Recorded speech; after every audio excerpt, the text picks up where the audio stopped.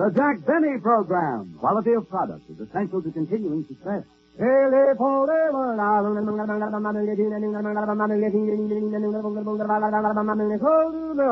Lucky Strike means fine tobacco. So round, so firm, so fully packed, so free and easy on the draw. LSMFT, LSMFT, LSMFT. You said it. Lucky Strike means fine tobacco. So round, so firm, so fully packed, so free and easy on the draw.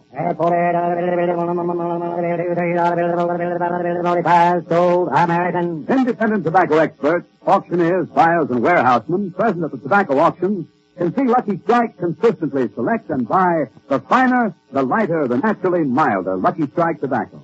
This fine Lucky Strike tobacco means real deep-down smoking enjoyment for you. So smoke that smoke of fine tobacco, Lucky Strike. The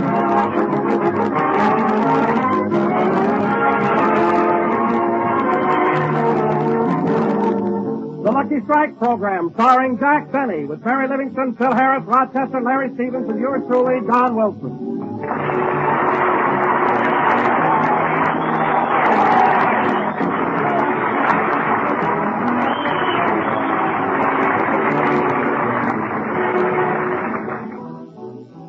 And now, ladies and gentlemen, after a tour of military camps in Colorado, Missouri, Illinois, and New York, Jack Benny is back again in his little old home in little old Beverly Hills.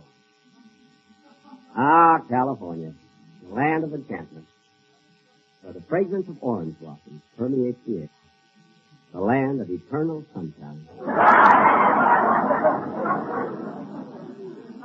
This must be last year's travel folder. Well, anyway, it's nice to be home after 8 weeks. Oh, Rochester. Rochester, where are you? I'm out here in the kitchen unpacking your last trunk.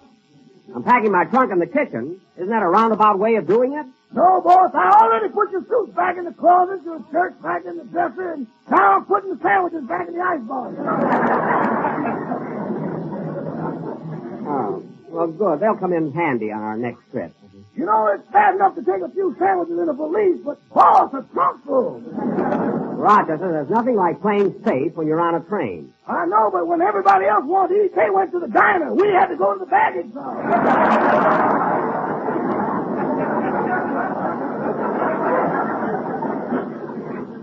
Oh, stop complaining. It was so dark in there. Dark? Yeah, remember how you got mad when I thought your fingers were asparagus tips? Mad? What for? You didn't bite my fingers. No, fortunately, you stopped me just as I was dipping them in the mayonnaise.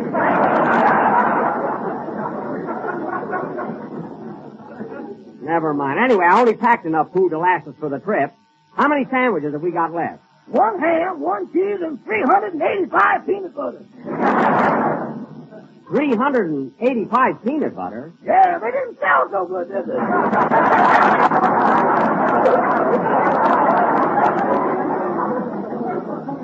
Rochester, I wasn't selling sandwiches. There were a lot of people who couldn't get into the diner, so I gave them those sandwiches absolutely free. The sandwiches, yeah, but then you made me sing and charge them entertainment. I only charged those that got up to dance.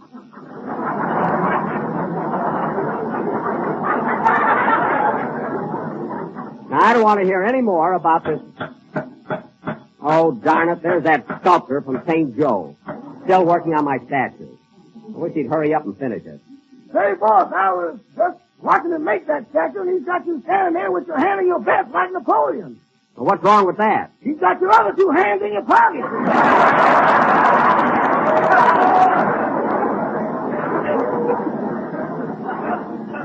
3 hands? That's ridiculous. How many legs did he give me? I don't know, but if the racetrack were open, I'd bet on you.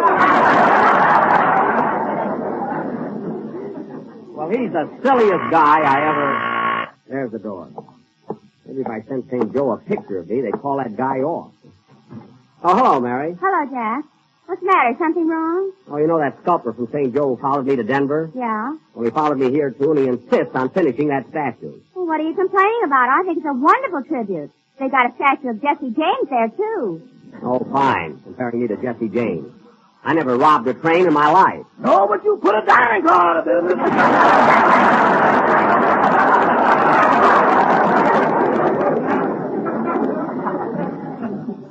Rochester, go back in the kitchen. Say, Jack, I got your message. What do you want to see me about? I'll tell you when the rest of the gang get here. Why'd you come over so early, Mary? Well, I got a letter from Mom, and I wanted to read it to you. Oh, a letter from your mother? Well, what does the Lauren Bacall of Plainfield have? Here it is. Funny letter? Oh, very funny. Plainfield, New Jersey, February 30th. February 30th. Mary, February only has 28 days. I know, but Mama doesn't think it's fair. Oh, well, go ahead, read it. My dear daughter Mary, it certainly was exciting when you and Jack spent those 2 days with us on your trip east. It's too bad you had to dress in such a hurry that morning to catch the train. We barely made it. I didn't realize how much you had rushed until after you were gone. But don't worry, as I just mailed your toothbrush and Jack's hair. The one with the handle is the toothbrush.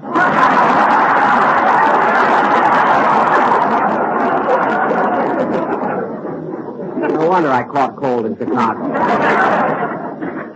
Mary, darling, I must tell you the wonderful time we had in Jersey City last Saturday. Your father's doctor invited our whole family to attend his medical convention, and it was very exciting. The doctors held a beauty contest, and your sister Babe was voted Miss It Shouldn't Happen To of 1945.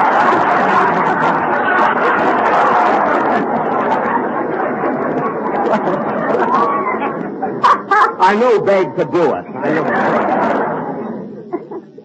Your brother Hillard has been reclassified, and it looks like it won't be long now because the draft board has a new system. They take a phone book, pick a number, call it, and if you answer, you're in. Well, the telephone is faster. Now I can understand those posters that say Uncle Sam needs you. He's not pointing, he's getting ready to dial. Hey, your mother's not kidding. Huh? Your cousin Bobby is now a corporal, is already overseas. He's the one who took his basic training at Montgomery Ward.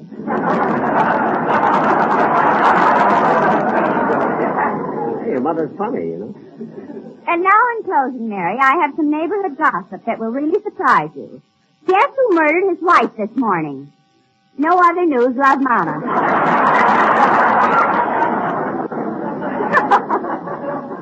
Goody Ace will love that. Well, that's a fine way to end the... Come in.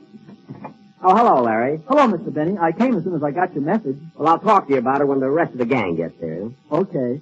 Oh, hello, Miss Livingston. Hello, Larry. You glad to be home? Oh, I sure am. And to celebrate my homecoming, all my friends chipped in and threw a big party for me. How was it? Well, I don't know. I couldn't afford to go. Well, that's a shame. Say, Larry, did Mr. Harris send you the arrangement for your song for Sunday? Yeah, and I think it's pretty good. Would you like to hear it? Sure, kid. Sure. Go ahead. Go ahead. Let's hear it.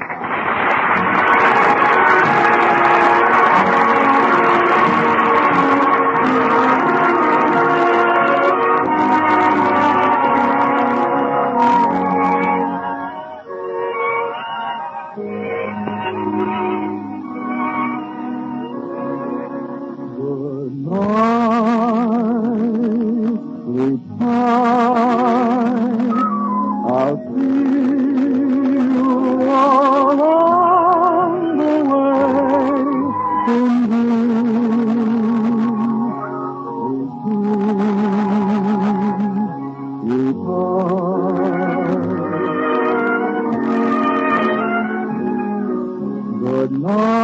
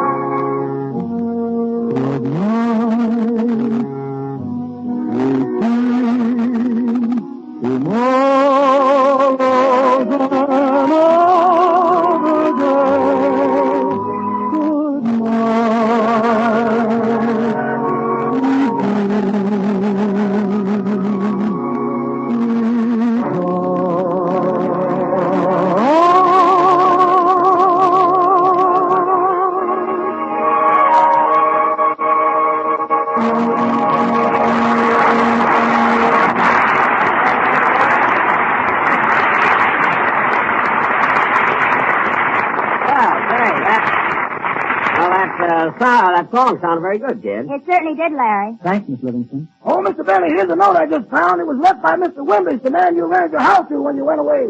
Well, I'll be darned. I forgot all about Mr. Wimbish. Let me see that. Dear Mr. Benny, if you remember the Mr. Wimbish you rented your house to, that's me. However, I lived in your house just 1 week and something very urgent happened. I had to go somewhere, and since they asked me in such a nice way, I couldn't refuse. Sincerely yours, Private Wimbish.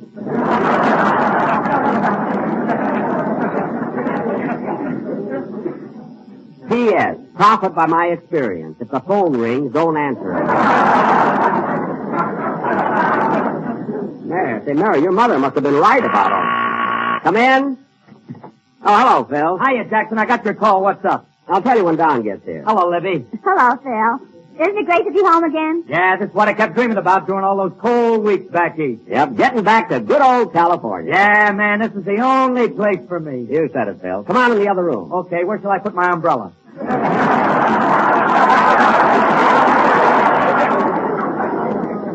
Right over there by Mary's booth.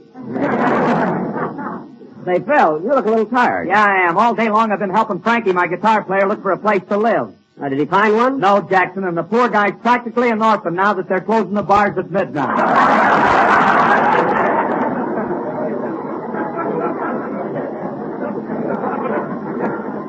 Oh, yeah.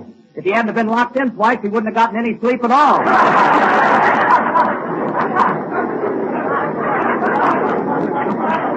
Phil, look I'm getting sick. All you do is worry about Frankie, your guitar player. That's all I hear. You know, it wouldn't hurt you if you settled down yourself and got a little more sensible. What are you talking about, Jackson? I am sensible. Remember in Chicago when we met the fellow who draws the Dick Tracy cartoons? Yeah? Well, he said I was a very level-headed guy. He didn't say you were level-headed. He said you reminded him of Flat House.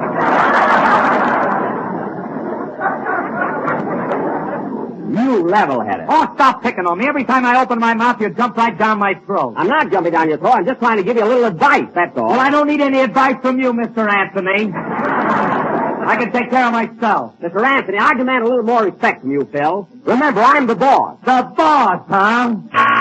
Oh, yeah? Jack, that was a door buzzer.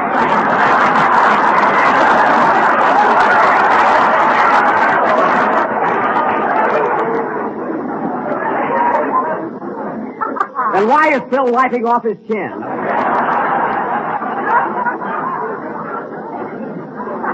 Is that the door? Come in.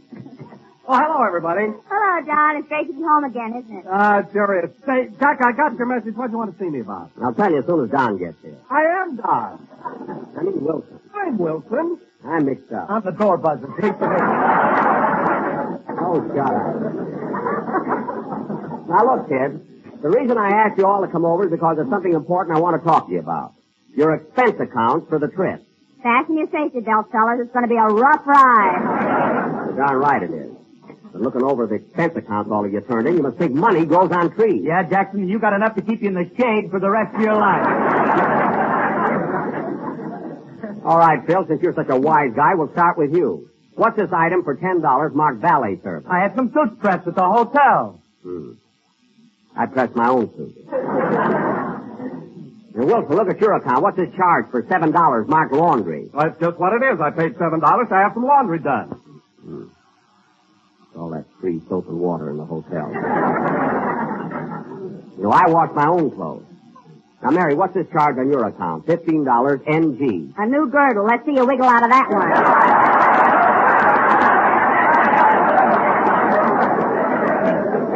All right. And Larry, Yes, Mr. Benny. look at this account you turned in. $3 for your hotel room. Isn't that kind of expensive? Well, I thought so, too, but that's what you charged me for sharing your bed with you. Oh, yes, kid, I forgot. And Wilson, what are these other entries on your account here? Oh, those are for lunch. Sunday, Monday, Friday, and Thursday.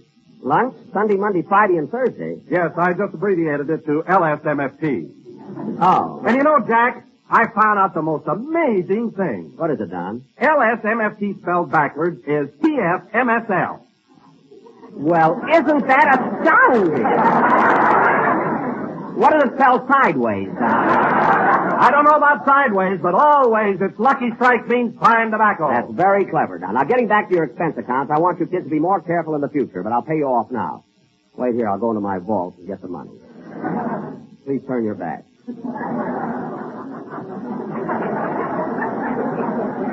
Thanks.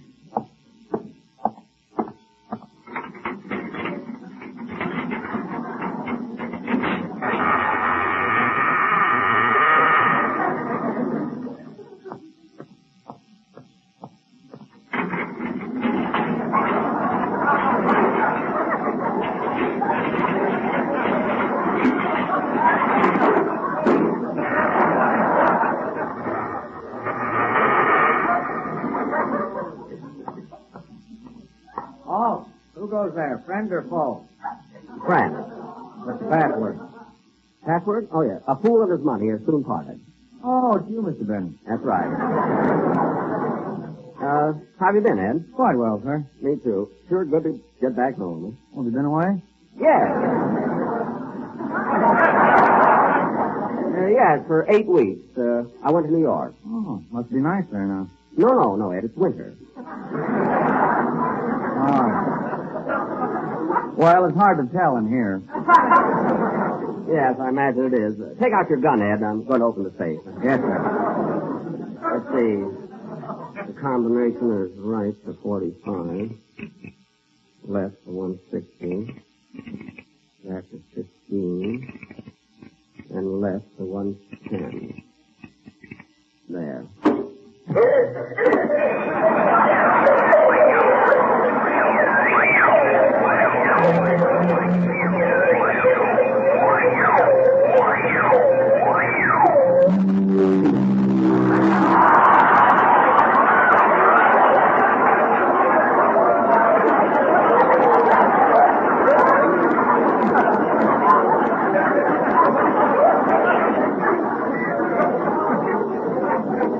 I need a louder burglar alarm. Well, let's see. This ought to be enough money.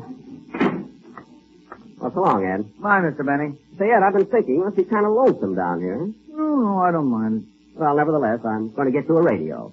Radio? What's that?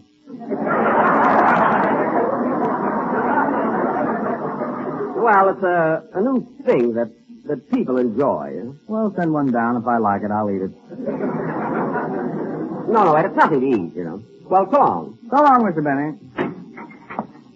Well, here you are, kid. I got the money. Don't hold it so tight. Look how white his knuckles are. I guess you're glad you're getting it, that's all. Oh, say, Jack, while you were in the vault playing Monte Cristo, my maid, Pauline, called up. Yeah? She said they delivered my luggage from the station, but my brown grip is missing. Your brown grip? Yes, and I've got to have it. All my lingerie's in that bag. Well, gee, you better call up the station and try and find it. No, I've got my car outside. I better drive down. Will you come with me? Okay, make yourselves at home, fellas. I'll see you later. Come on, Jack. Just a minute. It's locked. Come on, let's go.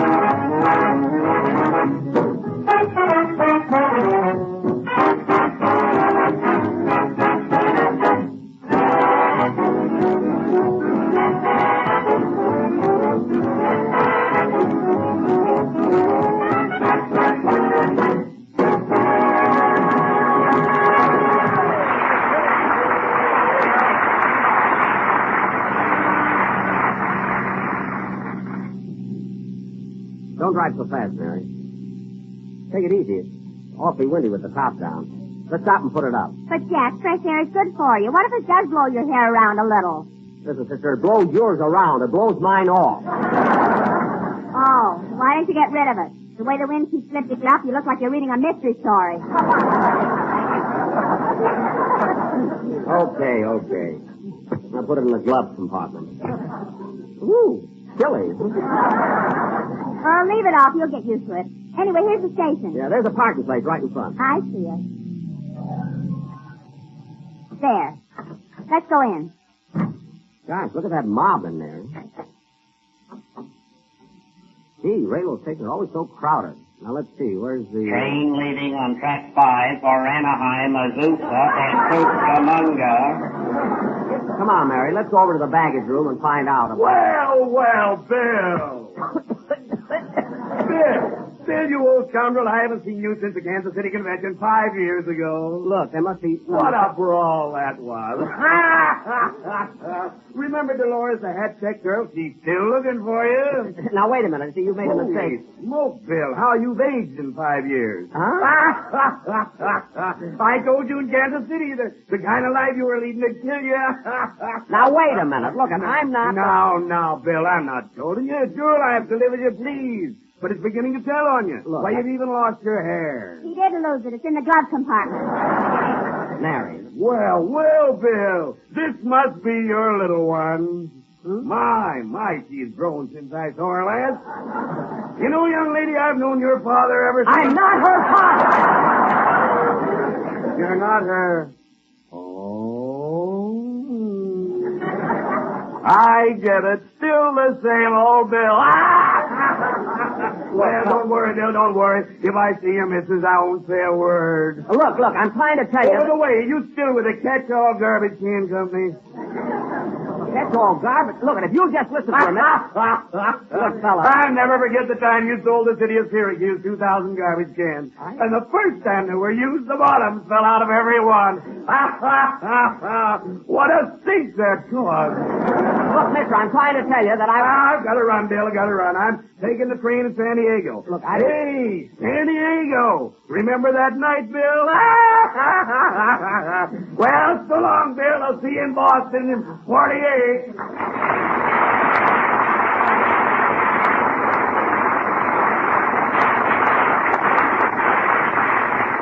What a silly guy. I wonder who he thought I was. Bill.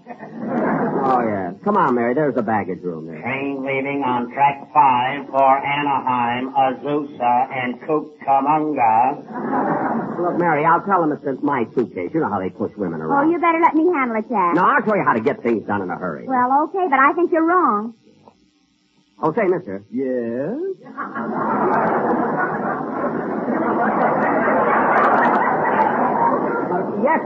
Yesterday when I got off the train, I missed a suitcase. Well, now that's a switch. Just this morning, a man got off a suitcase and missed the train. Look, never mind the joke. Look, the bag I'm looking for is brown alligator with a double handle. Just a moment. I'll look for it. Okay. Train leaving on track 5 for Anaheim, Azusa, and Cucamonga. My husband is out to run. Now, Mary. Now, Mary, don't worry about your grip. I'll get it for you. As this is the only alligator bag I found, it has the initials M.L. on it. That's me, Mervyn Larson. Here, I'll take it. Ah, not so fast, Mervyn. First, you've got to identify the contents. Now, let's see. There, it's open. Now I'll go through the... Hey, this can't be your bag. Oh, yes, it is. Really, Mervyn? You have such a deep voice. Now, wait a minute. Just look at this. 3 pairs of panties, 4 pairs of stockings, 2 nightgowns. Now, look, smart guy, close that bag. I said, you old rascal, up to your old place. Look, will you please go away?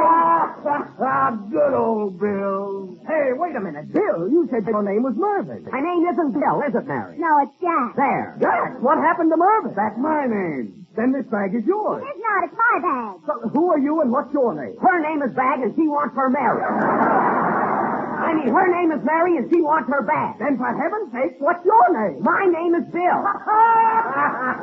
Good old Bill. Go away, will you? Train leaving on track 5 for Anaheim. Well, Well, I'm back from lunch, honey. Azusa and Cucamonga. Oh, nuts. Come on, Mary, let's go.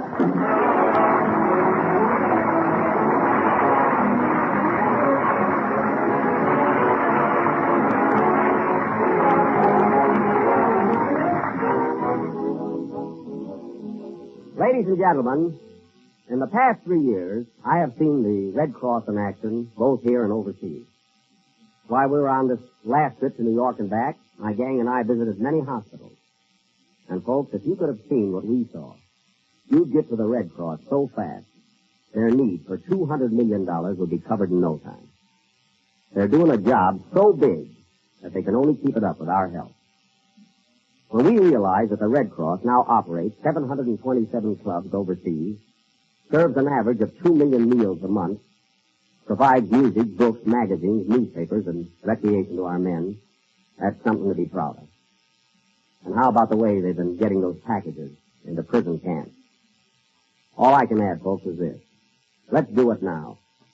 Let's jar loose all the spare money we can and give it to the Red Cross. Thank you. Jack will be back in just a minute, but first, here's my good friend L.A. Speed Race. It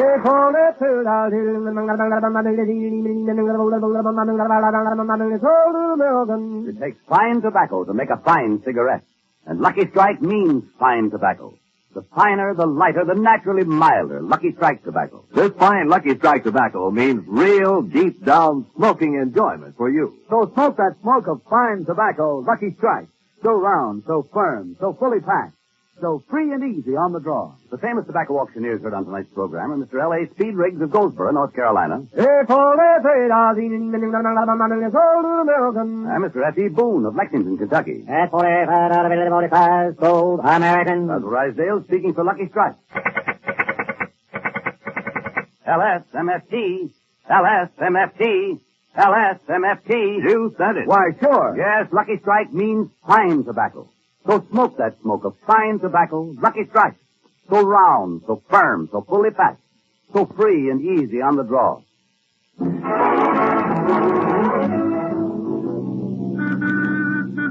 Well, Mary, we finally got the right bag, so you have nothing to worry about. You know. I knew you could do it, Mervyn. You can stop with that Mervyn now. Wait a minute, Mary. Didn't you drive past the house? I don't think so. Well, where are we? Just a second, I'll put up the periscope and see. I told you we should have had the top up. Good night, folks. This